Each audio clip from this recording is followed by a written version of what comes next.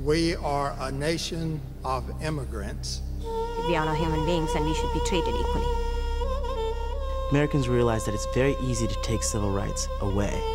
It's much more difficult to get them back.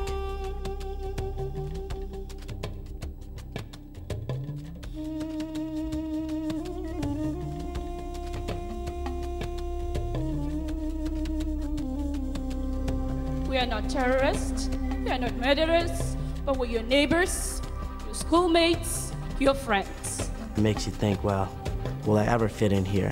I did not come to America for a good life. I came here to live as a human.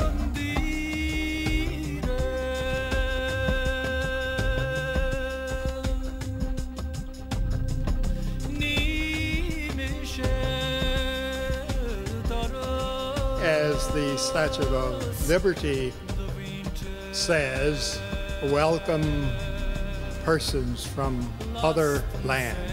I don't understand why I have to be set apart. What have I done? Most people are really good-hearted, and when they find out what's happening, they can't believe it either, and they don't want it to continue.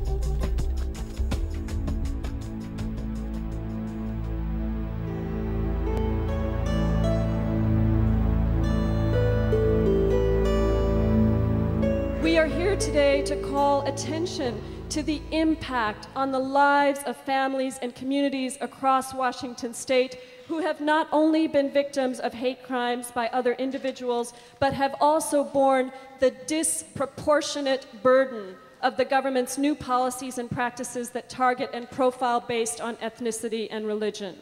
We ask you today to listen to these testimonies being presented by these people with open hearts and minds. Imagine what it feels to be called Osama bin Laden because of the turban you wear, to be constantly associated with terrorists, or to be socially isolated because of your religion or culture or color. When we say justice for all, it must be justice for all. It's not all but them.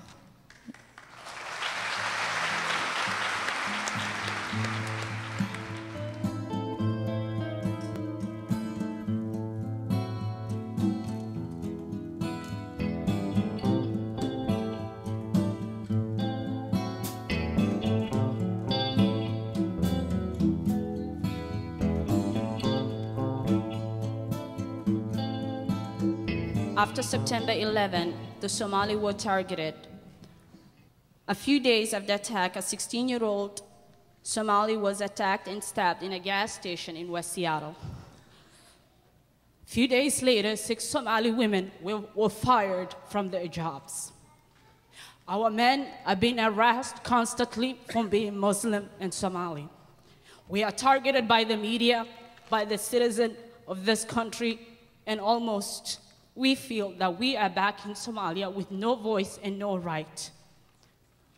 Today, wearing a hijab, it has become a target of being a terrorist. Becoming a Muslim, it was a sense of peace, but today it means we are killers. We are not. We came here the same reason a lot of your ancestors came to the United States. For the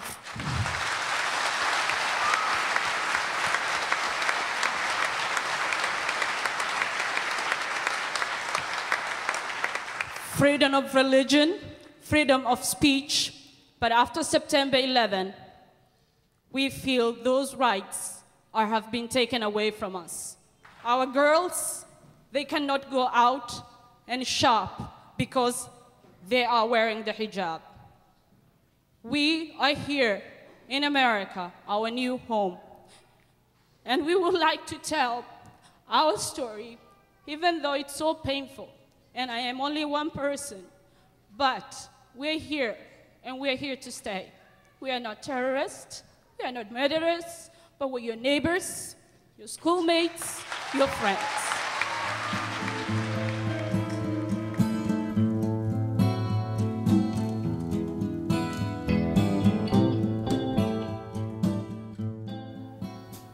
We are all immigrants, or descendants of immigrants, except perhaps our Native Americans who occupied this continent 20,000 years ago.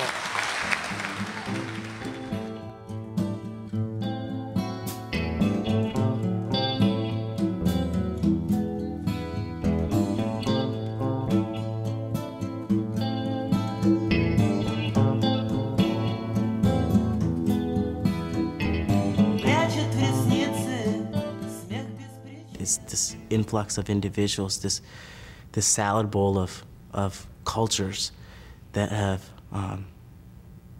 that make this country so great. That was a dream of mine, just to live in a society where I really can fight to the fullest for all my rights, and I will be backed up by so many organizations. Yeah, I was so happy to be here. And they've come here because they have nowhere else to go, and because we asked. We asked for these people to come here over 200 years ago. We asked so much so that we inscribed it on the Statue of Liberty.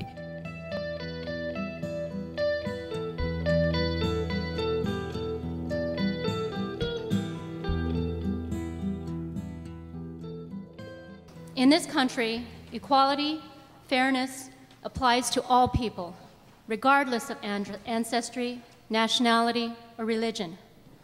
The Bill of Rights are the central compact between the federal government and the people of this nation, rights which cannot be set aside without individual review and due process. Those founding fathers laid out some very, very difficult principles to live up to. That all men are created equal, that they are endowed by their Creator with certain unalienable rights, that no person shall be denied life, liberty, property, without due process of law.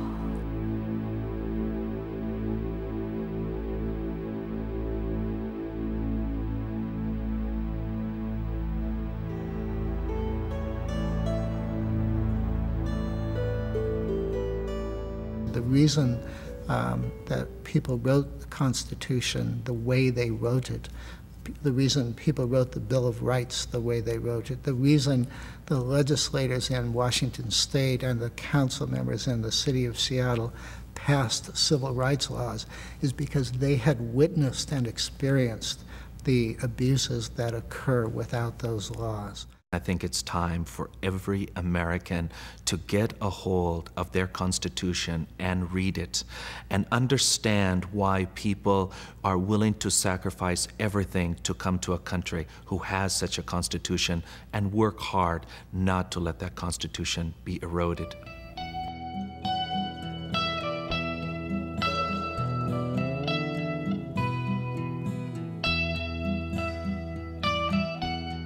We need to sit down real carefully and redefine what patriotism means in this country to make sure that it encompasses all of us. American patriotism isn't just jumping on bandwagons. American patriotism is to look a hard look at our ideals and our practices and see that they're consistent. American patriotism says, are we courageous enough to ask the hard questions?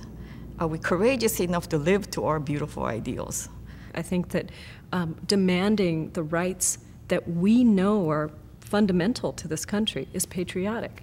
I think standing up and saying, I'm scared, but I don't want to destroy everything that makes us great in the process, I think that's patriotic.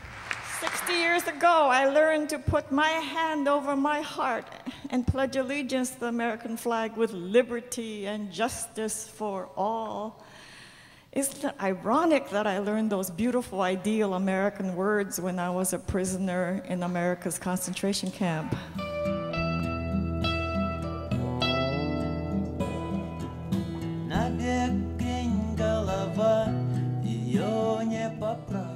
"60 years ago, our nation turned its back on nearly 120,000 people and put them in American concentration camps, isolation centers, and federal prisons, the sole basis of which was ancestry. In 1942, people went along with a lot of things in the name of national security, in the name of fear, in the name of protecting America. And it took us 40 years to go back and say, we're never going to let that happen again.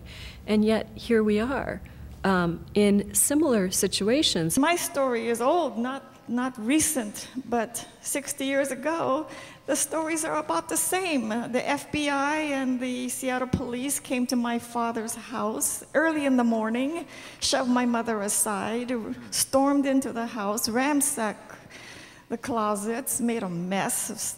My mother yelled upstairs, get dressed to my older sister. But I guess the FBI did not know what she was saying in Japanese, and they rushed upstairs drawing their guns.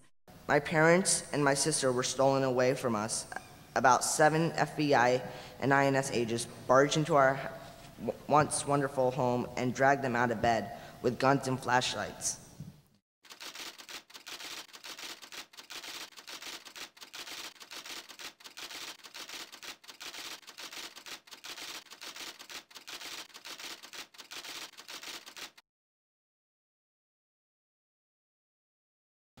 Before I come to the store, half of my groceries were loaded on a truck, as well as my coolers and my shelves units. I was given no explanation for the raid. Elias has been in this country since 1998 and is married to a United States citizen. Prior to September 11th, Elias had never been arrested in any country nor accused of committing any crimes. Today, he's been in jail for more than a year solely because of unsupported allegations by a former roommate. It's a very dangerous situation to en masse identify entire groups of people for that type of treatment. Sort of makes me feel like, haven't we learned anything from the experience of the past?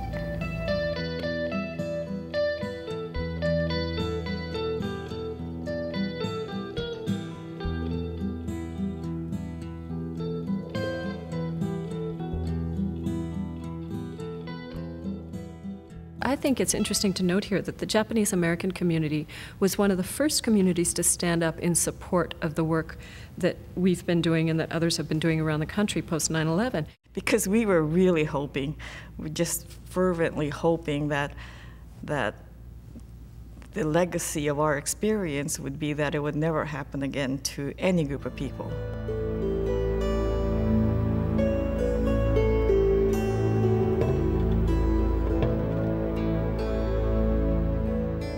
As the climate continued, we realized that what we had originally thought of as the most important thing being, protecting individuals from attacks by other individuals was actually about protecting people from actions that were being taken by the federal government, that were targeting people in the name of race and religion and ethnic origin, in the name of national security, I should say.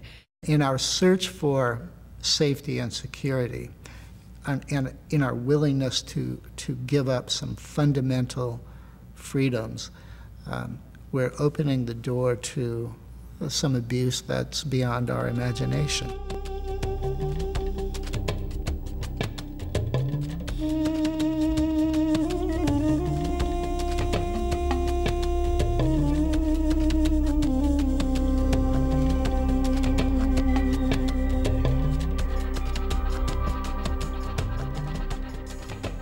The actions that they were taking at the airports and the actions they were doing passing laws was not the same as what they were saying.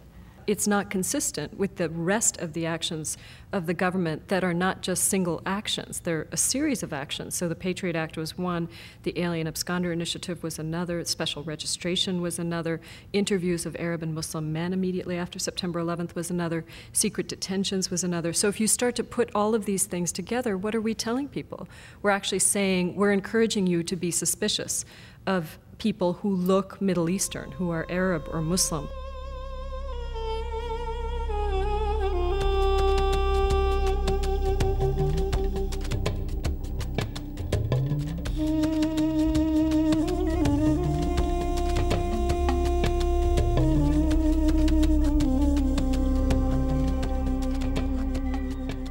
wiretapping in the Patriot Act isn't just aimed at certain minority groups. They can wiretap anybody, and they can wiretap you for basically no reason.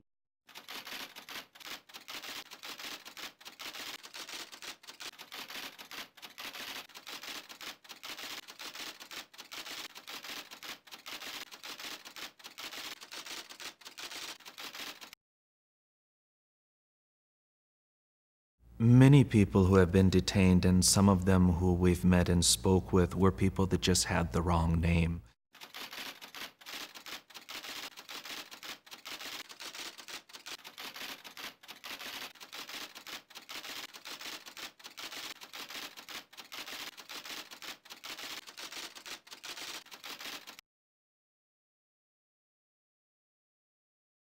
There are many others who are doctors, professionals, who are currently being detained for no reason at all except they were at the wrong place at the wrong time or have the wrong name.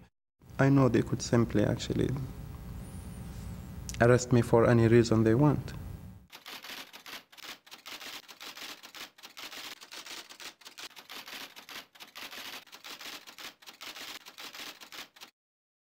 Any reason, because it's really what they're doing now. It's just they arrest somebody for like secret evidence or something. That could happen to me anytime.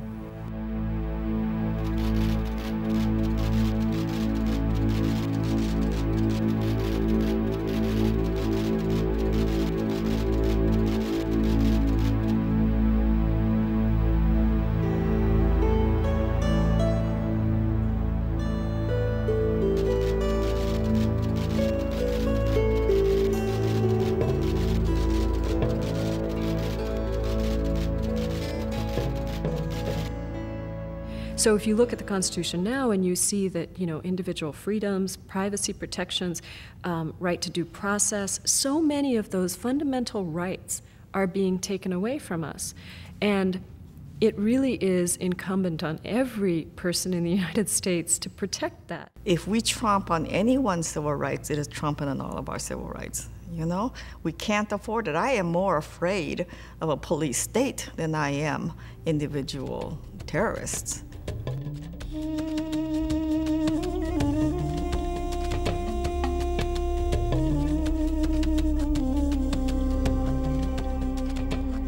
I wasn't at all related to the group of individuals that perpetrated the attack, but the fear was still there, and it was there for a while. I remember my mom had called me, and she was telling me that I shouldn't go outside, and that if I do go outside, I should just take off my turban and wear a hat.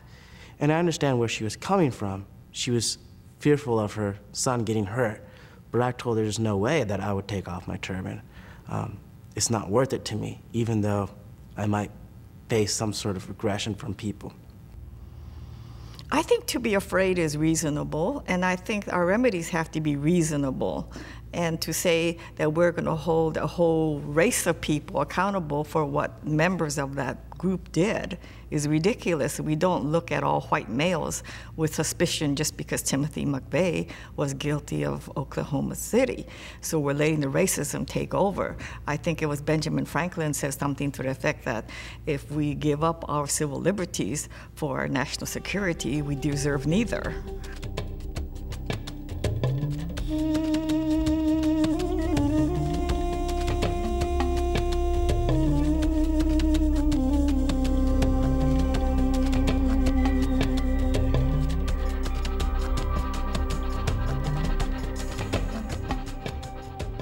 If your own government is passing laws that are profiling people or taking people out in the airport lines to search them because they're wearing turbans, even if they don't beep in the metal detector, and you see that, you begin to believe that there's a reason you should be suspicious of people who look that way. And there are times when perhaps in law enforcement work where I'm sure some sort of profiling has its advantages in terms of narrowing the scope of your search to a certain group of individuals. But that still doesn't mean that then you collectively herd all of the individuals into one group and treat them all as if they were guilty. I don't understand why I have to be set apart. What have I done I've done nothing. I have no connection with these people. I'm an American just like everybody else. It was so irresponsible to keep saying Muslim terrorist. And when I started hearing other Americans, to me they are good Americans, saying, well, we never said in the past, like Christian Nazis, or Christian fascists. It just created images that you can't just say, oops, we're sorry, that was a mistake. They're emblazoned in people's minds. It sort of makes you think, well, will I ever fit in here? Is this a place that, at the turn of a hat, is willing to disregard the fact that you are just as much a citizen as everybody else?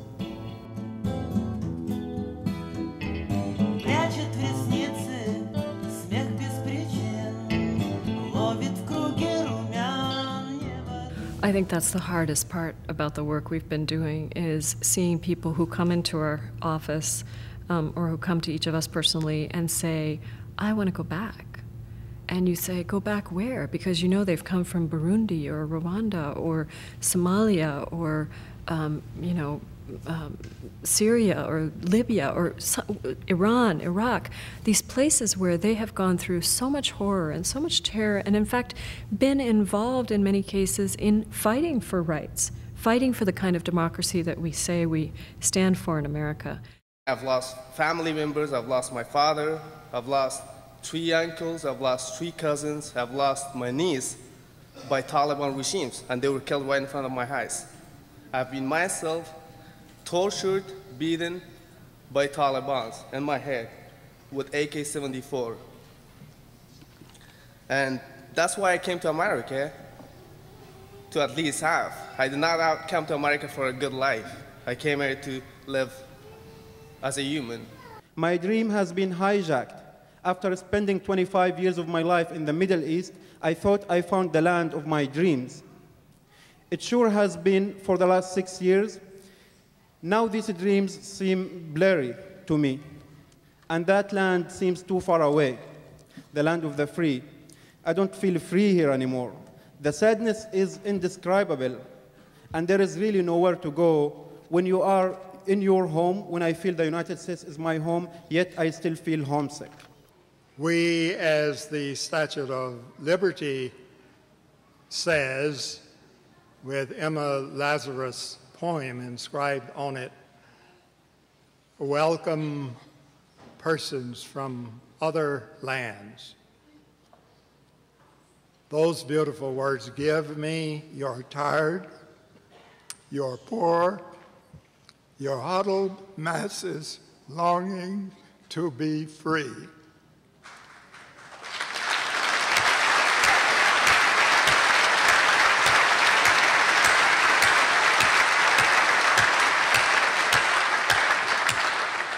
The wretched refuse of your teeming shores.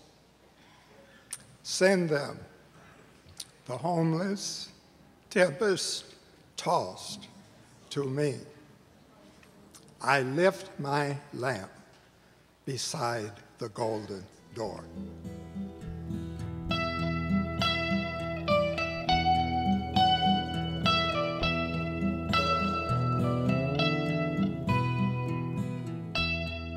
My fear is that the American public won't get it, and they'll allow these few minority groups to take the brunt of government action at the beginning, and 10 years down the road, those people are going to regret when that government action is taken against them. And I don't want that to happen. I want them to unite now, and I hope that they will. If we keep defining everybody as them, then who's going to be left of us?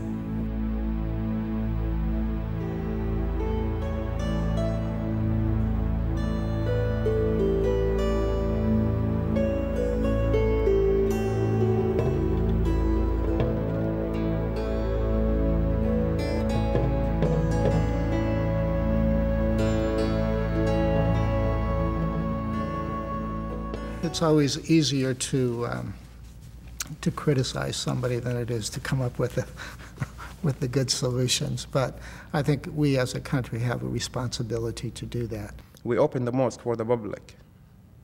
We invited them, actually the whole neighborhood. So when we started inviting people over and they got into the mosque, and it was just a box. I mean, have you been in a mosque? It was just like an empty box, and people were so shocked. It's like, is this the mosque? I said, yeah, it's just a room. And I remember just meeting people and talking and having that same experience of having human interactions with people that I may never have otherwise. And that was transforming for me. And the more I heard and educated myself about what was going on, the more I knew that I couldn't know that and not do anything about it.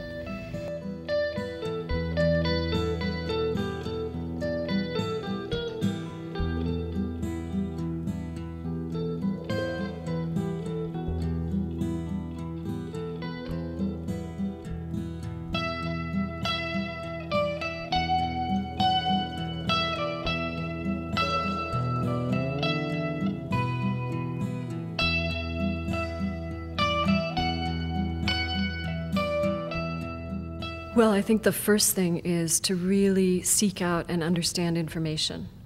We are being misinformed, and I would even say manipulated by the press, by the administration, to think that these are necessary things that have to happen if we're going to protect us. And I would just say that's not true. And look at the effect on people's lives through these policies and really think about whether these make us safer. Find 5 people to talk to today and tell them one thing that you heard that's new. Because I really think that that's the only way to counter this kind of information. There are so many rallies, events, activities going on that need people's support, whether it's, just your presence, showing up. Really get involved in writing to your senator, writing to your congressperson, really taking this on as your own personal issue, because it is. Ultimately, it's really about the personal freedoms that you enjoy as a person in America. Each of us have to look at our ideals and our practice, and sometimes I think we have to have the guts to look at ourselves, We were raised with a lot of beautiful schmaltzy ideals. Are we actually walking the talk? Today, we're pleading with you. A lot of Somalis have been deported. A lot of us are in fear. Do something about it. Do something about it.